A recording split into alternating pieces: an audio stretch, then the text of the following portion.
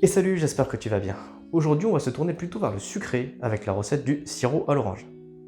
Avant de commencer quoi que ce soit entre les préparations préliminaires et la mise en bouteille, je te conseille de prévoir un peu de temps. Je te dirai pourquoi après, mais si tu veux un bon résultat, autant prévoir une bonne nuit de repos. Pour la suite, la musique reste la même, je te laisse la liste des ingrédients pas loin, et si tu as besoin de faire pause, n'hésite pas au besoin.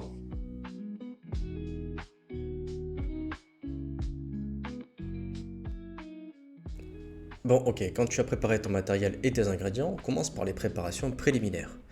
Lave tes oranges à l'eau claire pour éliminer les éventuels pesticides ou saletés. Ensuite, prends un économe ou un zesteur pour prélever le zeste en évitant autant que possible le zeste. Alors, si tu connais pas le zeste, c'est la partie blanche entre la chair et le zeste des agrumes. C'est pas forcément digeste, et en plus ça amène de l'amertume au sirop. De mon côté, je n'avais pas de zesteur, du coup j'ai opté pour en faire des petits tas pour les émincer plus facilement avant de les réserver à part.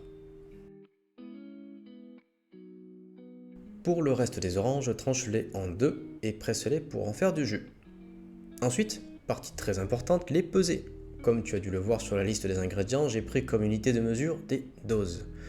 Dans le cas présent, le poids de ton jus sera égal à une dose. Du coup, si on reprend cette base, pour une dose de jus, prévois d'ajouter le même poids en eau, c'est-à-dire une dose, et aussi de peser 3 doses de sucre. Personnellement, j'ai une forte préférence pour le sucre non raffiné, question de goût, et en plus ça ajoute une couleur ambrée à ta boisson. Une fois que tu as tout pesé, prends une cocotte ou une marmite assez grosse pour y mettre le sucre et l'eau à chauffer sur feu vif. A partir de là, reste devant pour mélanger en permanence, et j'insiste là-dessus, parce que sinon tu risques de faire du caramel. Ton but ici, ça sera de faire un mélange homogène assez sirupeux. Après quelques minutes, quand tu vois que ta température approche les 80-90 degrés, coupe le feu et ajoute le jus d'orange pressé pour couper la cuisson.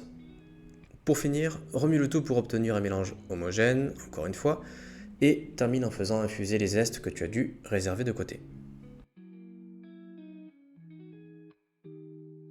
Avant-dernière étape, attendre le lendemain.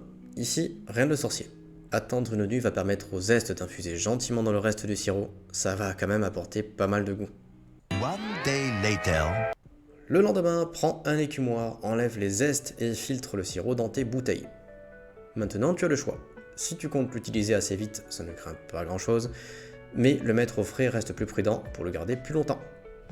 Pour ce qui est de son utilisation, tu peux imbiber tes gâteaux, en faire des cocktails, sur des crêpes, des glaces, ou bien le boire dilué dans de l'eau tout simplement. Allez, c'est terminé pour aujourd'hui. Comme tu as pu le voir, réaliser ce genre de sirop reste assez simple sur le papier. Par contre, il faut y consacrer quand même pas mal de temps, surtout sur les préparations préliminaires. En revanche, ça en vaut quand même pas mal la peine. Le résultat est bien mieux que ce que tu peux acheter dans le commerce. En tout cas, merci d'avoir regardé, cuisine bien et je te dis à la prochaine.